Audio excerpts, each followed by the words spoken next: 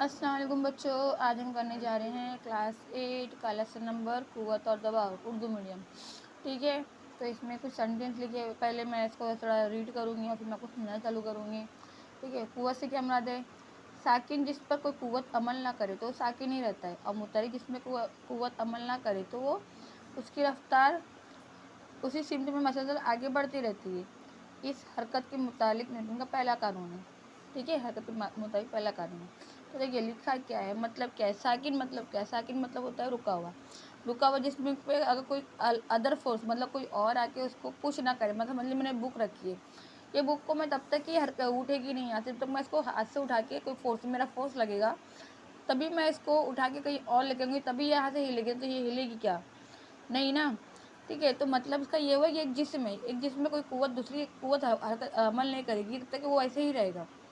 ठीक है, और मुत्तहरिक मतलब हरकत करता हुआ जिस्म। जैसे कि मैं फुटबॉल किक किया तो रोलिंग आउट होगा, मतलब वो रोल करेगा, आगे बढ़ेगा, है ना। आगे बढ़ने के बाद में वो उसकी कुव्वत में अमल ना करे, मतलब उसको अगर चेंज ना करे ना, उसी रफ्तार में चलता रहेगा, लेकिन एक टाइम बाद में रुक जाएगा वो, क्योंकि फ्रिक्शन कम होगी, एक टाइम बाद में रुक जाएगा। बट कुछ हद तक जिस स्पीड में हम मारेंगे ना, उसको किक मारेंगे ना, उस स्पीड में वो चलेगा। ओके, तो ये है न्यूटन का पहला कानून। मतलब पहला कानून क्या बोलता है? कोई जिस्म तब तक के रुका हुआ है, तब तक कोई अदर फोर्स को हरकत ना दे।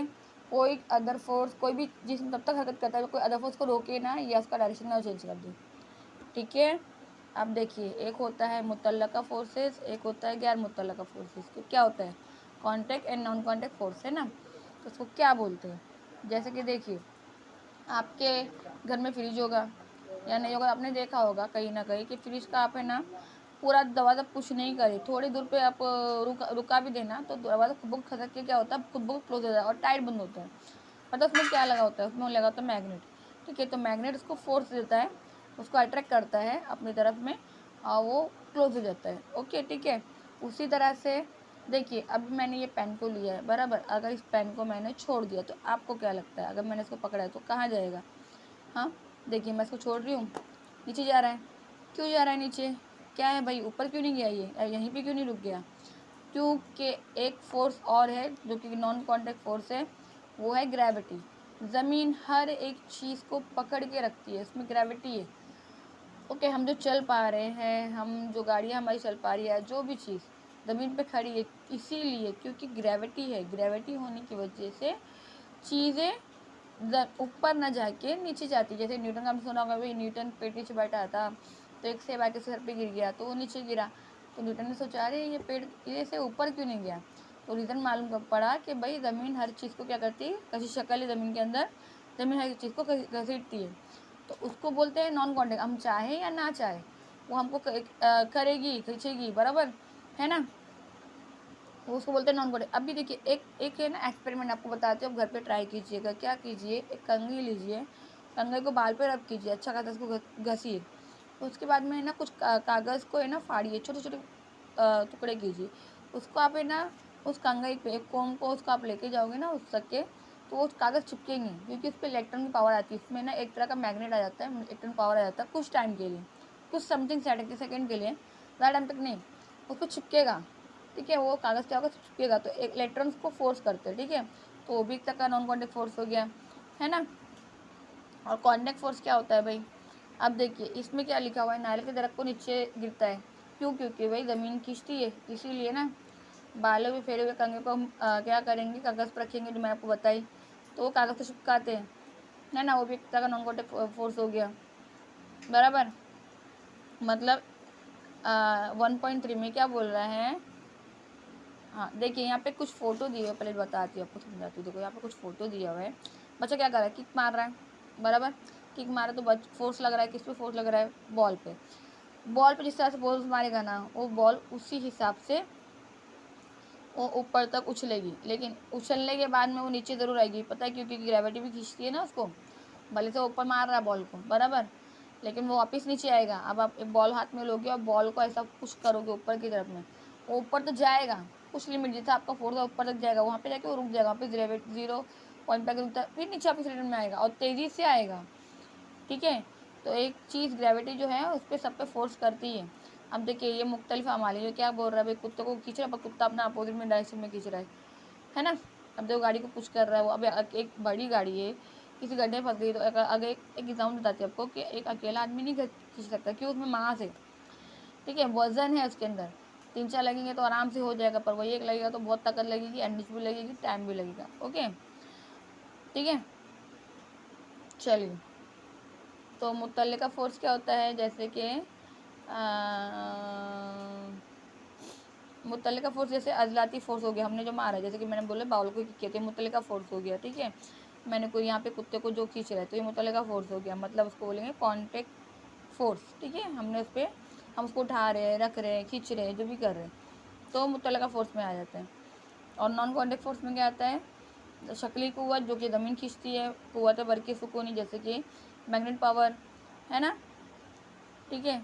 अब देखिए मेज़ पर एक गेंद रखो, जैसा मेज़ पे एक टेबल पे गेंद रखो, उसको आप हल्का से ही पुश करोगे ना वो हरकत करना चालू कर देगी, और कुछ टाइम तक चलेगी फिर रुक जाएगी वो। पता है क्यों रुकेगी, क्योंकि उसका जितना भी आपने फोर्स लगाया उस हिसाब से वो स्पीड में भागेगी, उस फोर्स के अंदर में उसका फ्रिक्शन कम होगा और वो रुक जाएगी, ठीक है। हमारे रास्ते पर दौड़ती हुई मोटर गाड़ी की इंजन बंद करेंगे तो कुछ देखो फ़ौरन, जब भी आप ध्यान करो, अब तो भी साइकिल चलाते हो या गाड़ी, जब वो ब्रेक मारता है ना ऑन द स्पॉट, वही टाइम पे ना नहीं रुकती गाड़ी, कुछ टाइम तक के चलती है, क्योंकि उसके अंदर कुछ फोर्स होता है, मतलब कुछ यूनिट में, मतलब उसमें ना फोर्स लगा होता है। जैसे समझ लीजिए पंखे को देखिए आप बंद करके ना ऑन द स्पॉट जैसे हमने बंद किया ऐसे रुकता है, वो थोड़ा सा घूमता है फिर रुकता है ना, बराबर। तो बंद करने आदमी क्या होता है, कुछ टाइम तक मुत्तर के जैसे हमें दरमियानी कुवत में रगड़ के ऐसे क्यों होता है, वो फ्रैक्शन होता है, फ्रैक्शन कैसे वो घुसता है, कुछ टाइम तक के चलता है फिर जाता है। अगर कुवत रगड़ ना हो तो न्यूटन की हरकत का पहला कानून मुतहरिक जिस्म में मुतहरिक ही रहता है, मतलब जब तक इस पर रगड़ ना हो, कुवत ना लगे, तो जो जिस्म जैसा है ऑन द स्पॉट वैसा ही रहेगा, वो हरकत नहीं करेगा, ठीक है। ज़मीन पर चलते वक्त में आप अपने कदमों से ज़मीन को पीछे धकेलते हैं, है ना। हम चलते तो कैसा करते हैं, आपने कभी पैर को ध्यान से करा, ठीक है, अपने पैर को, तो उस पर लाइन्स होती है ना, क्यों होती है पता है, वो फ्रैक्शन के लिए होती है, ताकि रगड़ बनी रहे, ठीक है। जूतों को ध्यान करो, जूतों पे भी है ना ऐसे खड़े खड़े रहेंगे, ऐसा पूरा ऐसा प्लेन सरफेस नहीं रहेगा, प्लेन आप स्लिप मार के गिर जाओगे, चप्पल हो गया, आप उसको सरफेस को देखो, तो वो क्यों होता है, ताकि आप फ्रिक्शन बना रहे, ताकि आप ज़मीन पे बैलेंस बना रहे। अब देखो ना, अगर चिकनी से लादी होगी, जैसे कि हम नॉर्मली टाइल्स के रूम में रहते हैं, अगर उससे पानी गिर गया तो फट से आप गिरने का चांस होता है ज़्यादा से, क्यों, क्योंकि बैलेंस फ्रिक्शन खत्म हो जाता है, उसका फ्रिक्शन कम हो जाता है, खत्म होकर बराबर होता है, ठीक है, इसके लिए गिरते हैं। ओके, समझ में आ रहा है आपको, जैसे कि चिकनी सतह पे आपको चलना मुश्किल होगा, जो है चिकनी होगी, लेकिन खुबड़ी जो सतह होगी ना, जैसा क्या कॉन्क्रीट वाला रेत होगा, ऐसे डामर वाला, तो उस पर आप आराम से चल लोगे, ठीक है, कि आपकी रगड़ पैरों की कम हो जाती है उस हिसाब से, ठीक है, समझ में आ रहा है आपको। अब देखिए इधर पे क्या एक एक्सपेरिमेंट बता रहा है, एक्सपेरिमेंट क्या बता रहा है भाई, ये बोल रहा है कि 2 बॉटल लीजिए। अब देखिए कभी भी आप मैग्नेट पे देखिए, एक होता है नॉर्थ, एक साउथ, तो 2 टाइप का उसमें न्यूमेरिकल होता है। अब उसको कितने बार तोड़ेंगे ना तो वैसे ही पोजीशन में आएगा, मतलब वो नॉर्थ साउथ की रहेगा, तो क्या होता है, अगर सेम सेम हुआ, बैटरी में लेकिन प्लस होता है माइनस होगा, प्लस प्लस करेंगे ना तो रिमोट नहीं चलेगा, लेकिन एक प्लस एक माइनस रहेगा तो रिमोट चलेगा, ठीक है, इलेक्ट्रॉन माइनस प्लस में रहेगा तो चलता है। ओके, तो वैसा इसका भी सीन होता है, अगर हम प्लस प्लस रखें, मतलब नॉर्थ नॉर्थ साथ में रखेंगे ना तो वो दूसरे से भागेगा, हम नॉर्थ और साउथ एक साथ में रखेंगे तो वो चिपक जाता है, ठीक है। तो देखिए इसने क्या बोला है कि बॉटल को लो, दोनों को एक्सपेरिमेंट करो कि एक साइड में नॉर्थ रखो, एक साइड में साउथ रखो, तो चिपकेगा, नज़दीक लेंगे ना तो बॉटल चिपकेगी, क्योंकि इसका अट्रैक्शन हो रहा है। लेकिन भाई दोनों एक जैसा रहेगा, जैसे नॉर्थ नॉर्थ रहेगा या साउथ साउथ रहेगा तो वो दूर भागेगी, ठीक है। आप करके देखिए मैग्नेट का ऐसा, ठीक है। तो इसको बोलते हैं गैर मुतल्लका कुव्वत, ठीक है।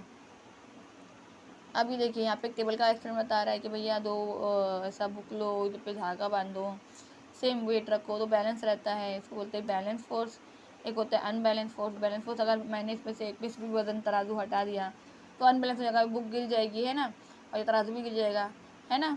तो ये हो गया एक बैलेंस फोर्स अनबैलेंस फोर्स का एक एक्सपेरिमेंट।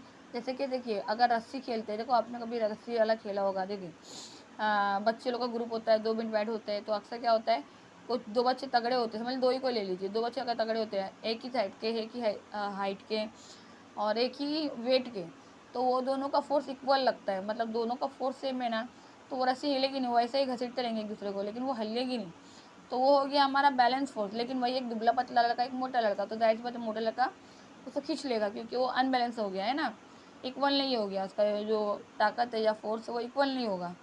आ रहा है समझ में आपको?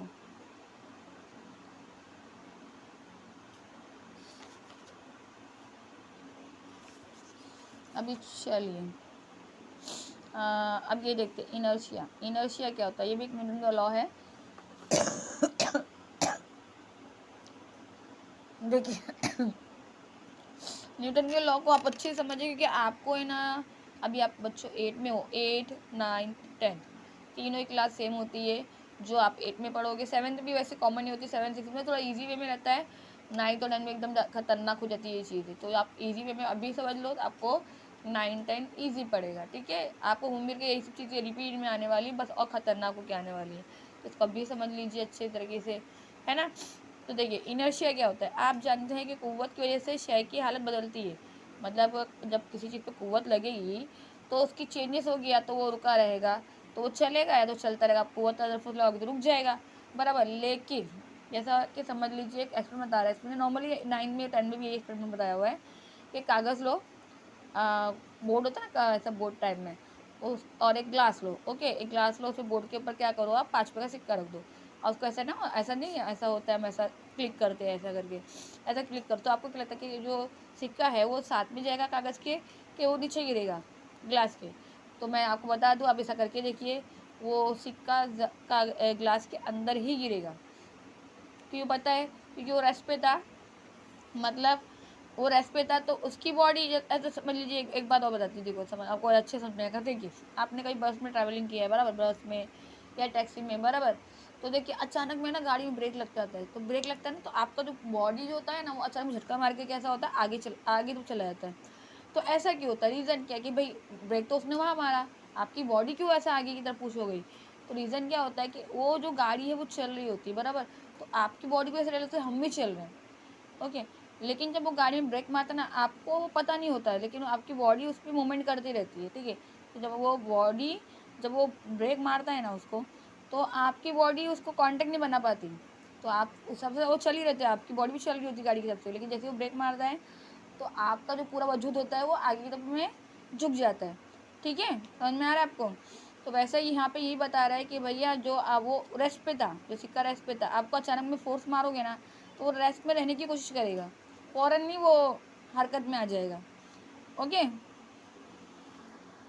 रहा है समझ में आपको? तो देखो यहाँ पे सारा ड्रिलिंग बताया हुआ है कि मुतरिक से अपनी हालत में हरकत को कायम रखने की कोशिश, कुछ मतलब वो अपनी जो हालत होती है ना, उसको उसको वैसी रखने की कोशिश करती है। जब तक बैरूनी कुव्वत अमल ना करे तो उसका जिस्म साकिन ही रहता है, ठीक है, वहीं रुका रहता है। ठीक है, अशिया अपनी जिस्म की खसूसियत के से अपनी हालत सुकूनी तब्दील पैदा नहीं कर सकती। मतलब आप जो भी चीज़ है अपनी खसूसियत के ऐसे अपनी हालत सुकूनी की तब्दीली पैदा नहीं कर, मतलब हालत सुकून को चेंज नहीं कर सकती जब तक कि अदर फोर्स ना लगे। वही बोल रही थी, जैसे ना आपको बस वाला देखो यहाँ पे लिखा हुआ है, बस को अचानक चलने पर मुसाफिर पीछे के ढकेल लगते हैं।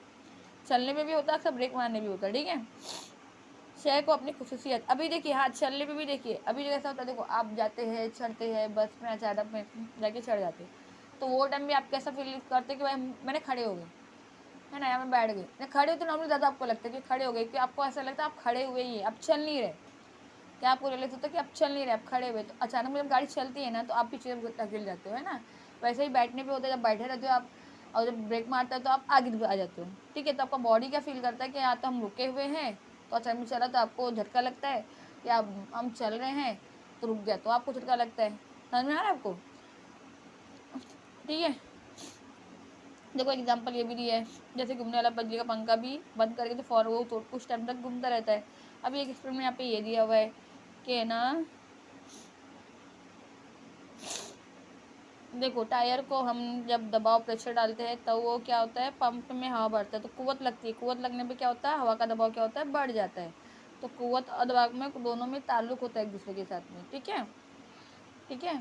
अब देखिए, अभी कुछ कील लो, एक एक्सपेरिमेंट बता रहे, तो कुछ खिल्ले लो। अब खिल्लों को आप लोगे तो नोकदार हिस्से को आप ऐसा रखोगे और उस पर हथौड़ा मारोगे, तो जाहिर सी बात है वो अंदर घुस जाएगा टेबल के। लेकिन वही उसके नोक वाले हिस्से को नहीं लेके, इसकी जो ऊपर का सरफेस है उसको हम रखोगे ना, तो वो नहीं घुसने वाला। क्यों? क्योंकि इसमें नोक नहीं है, जो नोक होती है वो शार्पनेस होती है वो नहीं है, तो वो अंदर जाहिर सी बात है नहीं घुसेगा, कॉमन सेंस है वो, है ना। तो उस पर आप कितना कुवत लगाओ अंदर घुसने वाला नहीं है ना। जो नोकदार होगी तो उसमें शार्पनेस होगी, तभी वो कुवत ईजिली लग जाएगी। लेकिन जहाँ वो शार्पनेस नहीं होगी तो आपको दिक्कत आएगी। ठीक है, तो कुछ फॉर्मूले इसमें दिए हुए हैं। वैसे ही देखो तेज धार वाली छुरी पे और कुंद वाली छुरी पे देखो फ़र्क होता है ना। तेज धार वाली छुरी रहेगी तो आप कोई भी फल फ्रूट फट से काट लोगे, लेकिन वही जिसमें ज़्यादा धार नहीं होती है तो जब आप काटने जाओगे तो क्या होगा, नहीं कटेगा ना फ्रूट्स वगैरह, बराबर। अब देखो दबाव कुव्वत बटे सतह रकबे पे कुव्वत अमल करती है ना। अभी दबाव क्या हुआ, प्रेशर, किस हिसाब से प्रेशर लगता है किसी चीज़ पे, है ना। अभी देखो मैंने गई थी नेहरू साइंस सेंटर, बच्चों लोग को लेके गई थी मेरे। नॉर्मली मैं सब जगह बच्चों को लेके जाती हूँ मेरे, क्योंकि उसमें ना सीखने बहुत कुछ मिलता है बच्चों को। ठीक है, तो वहाँ पे हमने एक ऐसा है ना कुर्सी टाइप था, तो कुर्सी टाइप में पता है कीले ठुकी थी, कीले जो होता है ना हम टाचनी वगैरह यूज़ करते हैं, वो पूरे इस पर ना टाचनी थी। लेकिन है ना हम जब बैठे तो वो लगा ही नहीं। उसके अंदर भी हम लोग ने नीचे से ना उसको ऐसा ऐसा उसको पुश करे तो हमारे हाथ का छापा ऐसा ऊपर की तरफ आ रहा था। नीचे से कीलों की नोक थी, लेकिन वो छुप नहीं रही थी हमको। रीज़न क्या था, जो दबाव प्रेशर ना बढ़ गया। समझ में आ रहा है। अब देखिए अभी एक सिंगल फुग्गा लीजिए, क्या लीजिए, एक सिंगल फुग्गा लीजिए, एक खिल्ला लीजिए, सिंगल खिल्ला। अब उसको ऐसा मारोगे ना, उसके ऊपर ऐसा रख दोगे तो फट से फट जाएगा, हल्का सा प्रेशर दोगे ना फट जाएगा। लेकिन ये बहुत सारे खिल्ले लगे होंगे ना, बहुत सारे ऐसा बैलेंस में एक साथ में खिल्ले लगे होंगे ना, फुगे को मारो आपको नहीं फटेगा वो जल्दी, मुश्किल है नहीं फटेगा, उसकी नोक से नहीं फटेगा। पता है क्यों, क्योंकि प्रेशर बढ़ गया ना। जो प्रेशर पड़ता था वो बढ़ गया सब तरफ में, तो नहीं बढ़ेगा, वो एक फट जाएगा क्योंकि उसकी नोक इनडायरेक्टली उस पर कॉन्टैक्ट में आ रही है। लेकिन वो जो नोक हुई थी वो बैलेंस बढ़ जाएगा। समझ में आ रहा है आपको। ठीक है, अभी अभी देखिए यहाँ पे एक देखिए यहाँ पे एक एक्सपेरिमेंट बताया हुआ है कि एक दो दीवार है, दीवार के बीच में फल्ली लगी हुई है।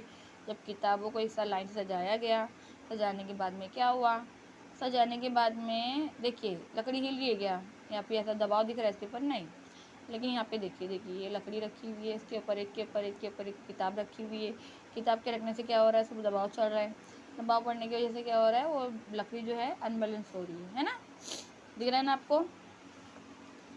देखिए अब हम एक जगह पे ज़्यादा देर तक खड़े अब यहाँ पे एक कुछ क्वेश्चन दिए हुए, देखो मैं आपको समझाती हूँ इस बारे में। एक सब्जी वाली को देखा होगा ना आपने, उसको टोकरी रखती है ना, डायरेक्टली अपने सर पे ना टोकरी रखती है। वो क्या करती है, कपड़े का एकदम गोल गोल गट्टा बनाती है, और गट्टा बनाने के बाद में उसके ऊपर वो टोकरी को रखती है। पता है क्यों, ताकि उसका प्रेशर उसके उस वो डायरेक्ट सर पे नहीं आके क्या है, उस कपड़े की प्रेशर की वजह से थोड़ा बैलेंस हो जाए। ठीक है, समझ में आ रहा है आपको।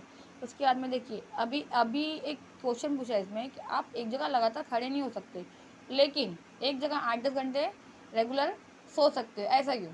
अब देखो खड़े होंगे तो क्या अपनी बॉडी का प्रेशर हमको ग्रेविटी खींचेगी, जाहिर सी बात है ना, ग्रेविटी खींचेगी, ग्रेविटी खींचेगी तो हमको प्रेशर लगेगा, प्रेशर लगेगा तो हमको तकलीफ होगी, हमको दर्द होगा, है ना। अभी हाथ को ले लीजिए, अब ऐसा लगातार थोड़ा टाइम तक खड़े होगा आपका हाथ दर्द दर्द करने लगता है ना।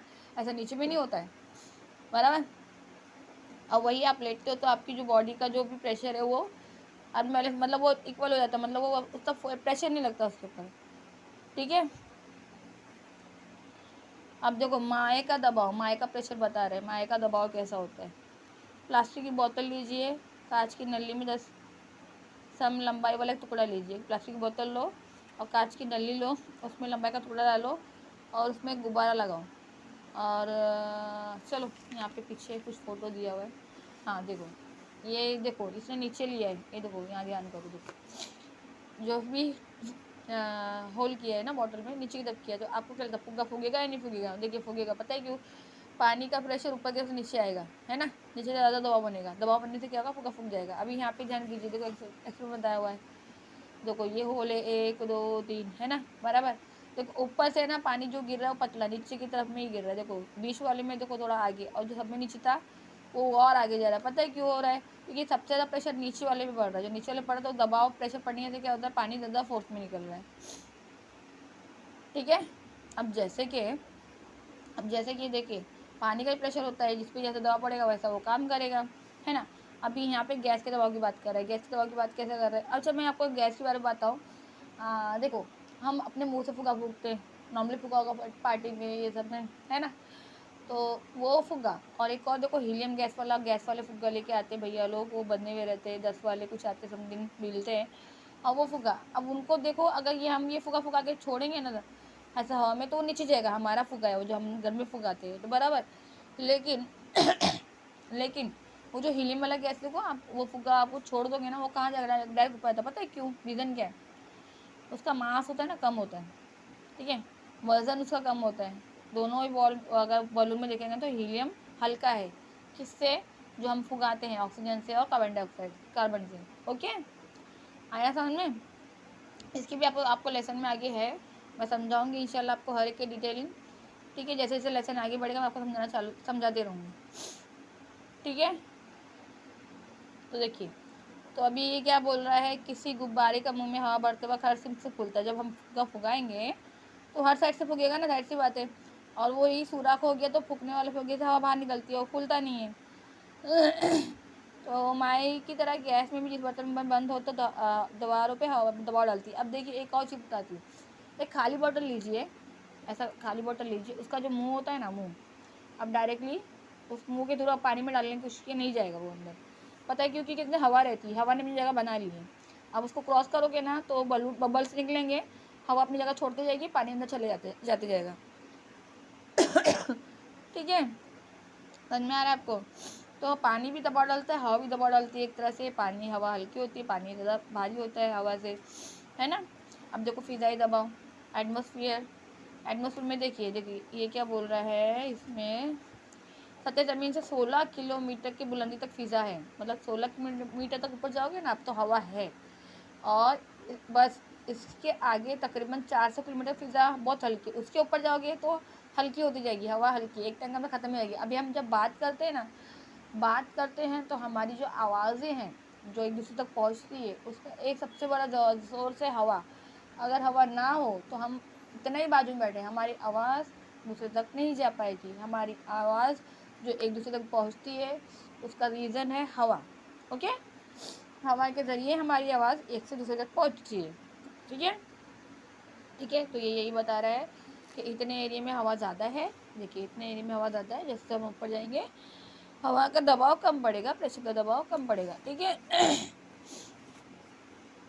तो देखिए 1 मीटर स्क्वायर सतह मेज़ पर सतह समंदर से मसावी दबाव पे अमल करता है। जब यहाँ पे देखिए ये हमारा अर्थ है, इसके आसपास के एरिया में इतने ही एरिया में हवा है, ये बताना चाहता है ये, ठीक है।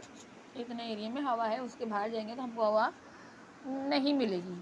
ओके,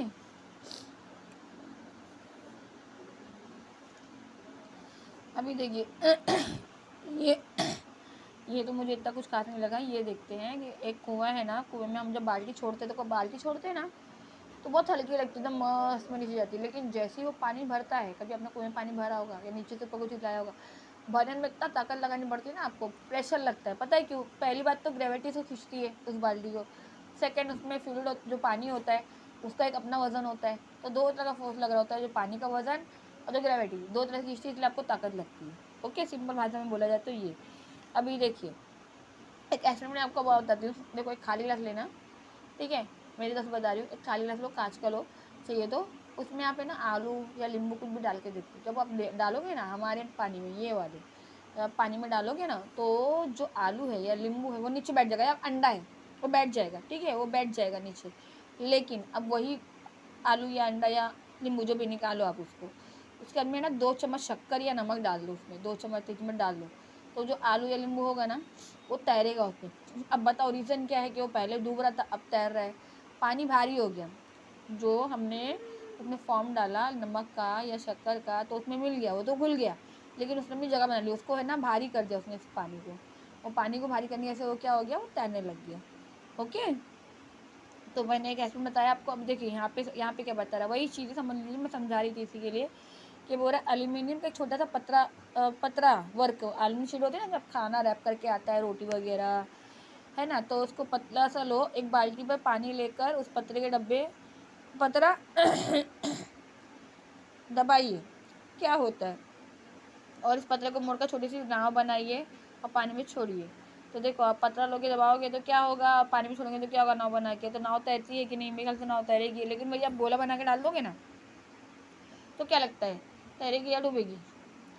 आई थिंक तैरना चाहिए, क्योंकि वो हल्का होगा, इसकी डेंसिटी होगी पानी से हल्की होगी, इसके लिए मतलब उसमें जो भी डेंसिटी होगी जो उसके जो होता है ना मास होता है ना वो पानी से कम होगा तभी वो तैरेगा। अब देखो लोहे की कील डालोगे तो डूब जाएगी क्योंकि किससे डेंसिटी ज़्यादा है, किससे, पानी से, वजन ज़्यादा है उसका पानी से। ठीक है, समझ में आ रहा है। अब सोचिए इतना बड़ा समंदर, उस समंदर में इतनी लाखों टन की हम नाव कैसे ला पाते हैं? रीज़न क्या है? क्योंकि पानी में होता है नमक, मिनरल्स होते हैं बहुत टाइप के, ठीक है, तो उससे पानी भारी हो जाता है, उसी वजह से नाव, देखो नाव का शेप कैसा होता है, देखिए ना, नोक निकली रहती है ऐसी करके, उसकी ऐसी नोक टाइप में रहती है। या फिर आप हवाई जहाज़ देख लो, हवाई जहाज़ का शेप ध्यान करा है आपने? देखो कैसा रहता है वो है ना, चिड़िया देखियो आपने, चिड़िया कैसे, अब बताओ चिड़िया कैसे उड़ पाती है हवा में? पता है चिड़िया, चिड़िया की जो हड्डियाँ होती है ना, हड्डियाँ वो अंदर से खोखली होती है, जैसे आपने दांत कभी टूटा होगा तो आपने देखा अंदर से खोखला रहता है, तो उनकी हड्डियाँ खोखली होती है अंदर से, वो खोखली होने के से वो आराम से उड़ पाती है। ठीक है, तो जो हवाई जहाज़ बने हुए हैं ना, वो चिड़िया की शेप, उसकी शेप को देख के बने हुए, उसकी भले तो कितने ज़्यादा टन होंगे, उसका भी एक अलग फॉर्मूला होगा मैं कि भाई कैसे चल रहा है, या जो भी है भारी तो वो भी होता है, बट उसका फोर्स वगैरह का अलग होगा तभी वो चल पाता है। लेकिन उसका शेप देखिए, शेप चिड़िया कैसे बना होगा, उसको चौकर बनाते या मुश्किल बनाते तो वो गिर जाता, समझ में आया आपको? वो चलता ही नहीं। देखो अभी यहाँ पे क्या बोल रहे हैं कि लोहे की कील में पानी में डूब जाते हैं, लेकिन स्टील से डब्बे से बड़े बड़े जहाज तैरते हैं, ऐसा क्यों? लोहे का जो किला है वो तो गिर जाता है, लेकिन स्टील के बड़े बड़े डब्बे पानी जैसे जहाज में तैरते हैं, ऐसा क्यों होता है? तो ये तो हमारा नॉर्मल पानी है, और वहाँ पे समंदर जो है कितना बड़ा होता है, कितना ज़्यादा बड़ा होता है ना। अब ये तो हमारा छोटा सा एरिया है, जैसा जैसा एरिया होगा उस हिसाब से वो फोर्स करेगा, बराबर। माए पर डूबी हुई शय कुव्वत उछाल के अमल से शय की वजन और कमियत कमी महसूस होती है ना, जो कुव्वत उछाल होती है इस पर कमियत जो वजन होता है उसकी कमी महसूस होती है। देखो मीठा पानी जो होता है ना, समुद्र के पानी में तैरना ज़्यादा, समुद्र का पानी क्या होता है, भारी होता है, इसी के लिए उसमें ज़्यादा अच्छे से तैर पाते हैं आप। ठीक है, कसाफत ज़्यादा होती है इसके अंदर, है ना, जैसे मैंने आपको बताया ना नॉक मिला हुआ पानी, है ना।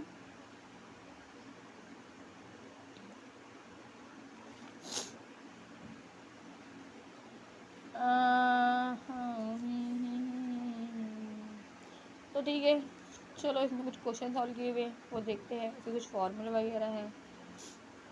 चलो ये फॉर्मूले है, आपको याद कर लेना चाहिए। कसाफत, कसाफत के लिए क्या होगा, कमियत अपॉन हजम, कितनी कमियत है कितनी क्वांटिटी है, उसका हजम कितना है, उसने जगह लिया है वो हजम होता है इसका। ठीक है, तभी कसाफत मन पड़ती है। निस्बती कसाफत क्या होती है, शय की कसाफत, पानी की कसाफत, शय में कितनी कसाफत है और पानी में कितनी है। अब जैसे कि सपोज एथमेटिक्स का देखो बता रहा है, अभी देखो ये पानी है, अब पानी में ये चीज़ डाले तो पानी का खुद ब खुद तो एक वज़न होगा, और बाहर से कोई चीज़ आएगी तो उसका भी कुछ ना कुछ वज़न होगा, बराबर, इसका भी कुछ ना कुछ वज़न होगा। तो मैटर करता है कि दोनों की वज़न कैसे है, निस्बत कैसी है, तभी उसका आंसर निकल के आता है, बराबर। आया समझ में आपको? अभी देखिए यहाँ पे कुछ क्वेश्चन दिए हुए हैं, देखिए 50 0.25 बराबर है ना, तो 50 से 25 का 25 दूनी 50 होता है। अब ये दो क्या पॉइंट था, दो क्या पॉइंट था, 2 0 लग जाएगा। आपको पता है पॉइंट का खेल क्या होता है, पॉइंट का खेल क्या होता है? देखिए मैं क्वेश्चन लिख के बताती हूँ।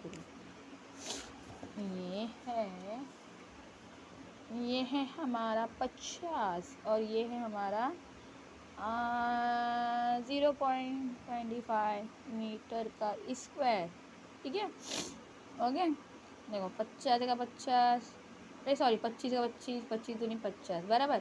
अब ये तो पॉइंट दो के बाद था ना पॉइंट, बराबर, दो के बाद पॉइंट था ना, दो नंबर थे ना इधर पे, तो जितने नंबर में पॉइंट लगता है, जितने नंबर के बाद पॉइंट लगता है वो अगर हमको पॉइंट हटाना है तो यहाँ पे 0 लगा देंगे उतने नंबर के बाद में, तो ये हमारा हो गया 200। समझा आपको? हाँ, अब ये देखो, अब ये क्वेश्चन क्या है, लोहे की कसाफत और पानी की कसाफत। देखो कसाफत दी हुई है, पानी की कसाफत इतनी है, ठीक है, ये पानी की कसाफत है, और ये लोहे की कसाफत है कि कितना वज़न है लोग दोनों का। ठीक है, ठीक है, ये पानी की कसाफत, ये लोहे की कसाफत, तो पानी की कसाफत नीचे ही है फॉर्मूले के हिसाब से, और लोहे की इधर है। तो देखो ये दोनों तो कट गए, तो सेम सेम थे, बचा क्या ये, तो ये हो गई लोहे की निस्बती कसाफत बच गई। ठीक है, समझ में आया आपको? देखो अब ये बोला स्क्रू के सरे का रकबा, सिरे मतलब जो स्क्रू का इस पर का हिस्सा होता है, तो वो है 0 मिलीमीटर का स्क्वायर। मिलीमीटर क्या होता है, एक सेंटीमीटर होता है, एक मिलीमीटर होता है। मिलीमीटर क्या होता है, अपनी स्केल देखिए ना, उस पर देखो लाइन खिंची रहती है, ऐसी ऐसी ऐसी ऐसी, है ना, छोटी छोटी लाइन। तो इन दोनों का गैप जो था वो 1 मिलीमीटर 2 मिलीमीटर ऐसा होता है। उसका भी छोटा, उसने बोला 0.5, मतलब इसका भी हाफ। उसने क्या बोला, उसका भी हाफ, तो 0.5 मिलीमीटर का स्क्वायर। और वज़न कितना होगा, 0.5 न्यूटन। तो स्क्रू को लकड़ी के तख्ते पे पड़ने दबाओ, तो तख्ते पे जो दबाव पड़ेगा वो कितना होगा पूछ रहे हो, है ना। क्या क्या दिया हुआ है, रकबा दिया हुआ है कि भाई इतना रकबा है, बराबर। और न्यूटन का ये जो है 0.5 है, बराबर। तो देखो 0.5 से कट गया, ओके, क्योंकि ये स्क्वायर था, स्क्वायर था ना, तो क्या होगा ना, माइनस माइनस जब बाहर आता है तो प्लस बन जाएगा। तो मीटर क्यूब का स्क्वायर आएगा 10 पास्कल। इसका थोड़ा सा समझ के मैं आपको इसके बारे में बताती हूँ, थोड़ा सा डिटेलिंग निकालती हूँ, ठीक है, थोड़ा और डिटेलिंग निकालती हूँ, आपको समझाती हूँ इसके बारे में, ठीक है। ये क्वेश्चन और टेक्स्ट बुक में है ना कुछ सॉल्व द क्वेश्चन है, वो क्वेश्चन, ठीक है। थोड़ा डिटेलिंग निकालते हैं उसके बारे में, जो सॉल्व द क्वेश्चन है इसका इसका इसका इसका, ये सब एक साथ बनाते हैं, ठीक है। क्वेश्चन लेसन का नाम डालती हूँ, नाम डाल के मैं पूरा समझाती हूँ अच्छे से कि क्या होता है, किलोग्राम क्यों है, क्यूब क्यों है, कसाफत क्यों मानी जा रही है, पूरा डिटेलिंग निकालती हूँ आपको, मैं समझाती हूँ अच्छे से आराम से नेक्स्ट वीडियो में, ठीक है। अगर आपको मेरा वीडियो अच्छा लगा हो तो इसको लाइक कीजिए, सब्सक्राइब कीजिए, और अगले वीडियो के लिए खुदा हाफिज़।